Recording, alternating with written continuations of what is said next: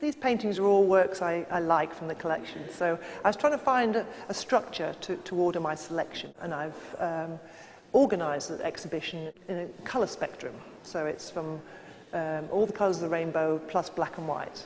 So you walk around the room and the colour shifts with the works.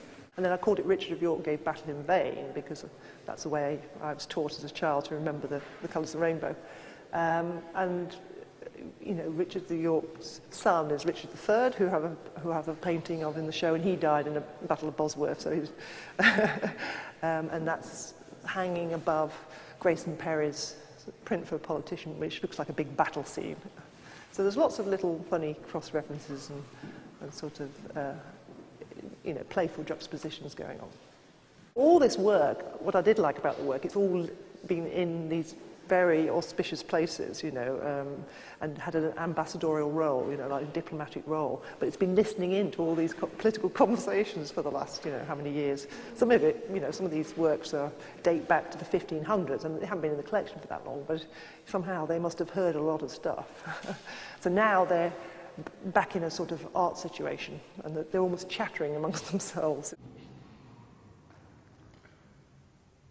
Merging from orange to yellow is Bruise by Ed Ruscha, which is a rare non-British artist print, which is you know, done in, looks like the froth off a beer glass, which I've juxtaposed with a piece called Broken English by Annie Galaccio, I think she's from the late 90s, I think about 97, which has photo-me booth images of a lot of the art world at the time, all dissolving in solvent.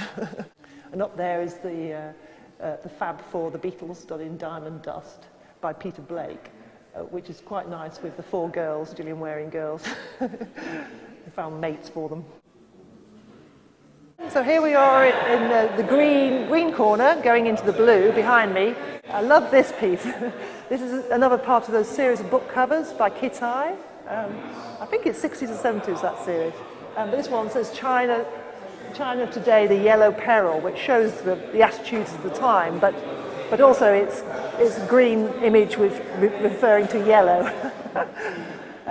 Below is Adam Dant's Come On England, a rather pathetic plea.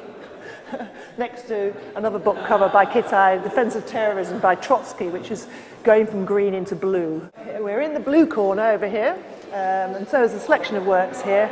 This is wonderful. It's one of my favourite works in the whole show, which is called Blue Tangle by Kenneth Martin, and it's got a great history. It's been all over the world, and in the show there's a potted history, a display history of this particular work. Andy Warhol's The Queen, The Heroin Room by Mike Nelson. I quite liked a little bit of a more sinister undertow going on here. Although it's predominantly the colour spectrum in the show, there is black and white, because I did think there was a sort of pragmatic element to the black and white, so it allowed me to show a bit of the darker side of things. So we have a half-built mausoleum up there by Rachel Whiteread, Mary Queen of Scots, who lost her head, staring across the room at Elizabeth I, who beheaded her. There's a feather from Freud's pillow, which is a photogram, which is one of my works. Next door to an early Martin Parr. When you think of Martin Parr, you usually think of colour photography, but this is an early black and white of a man on a ladder in a doorway.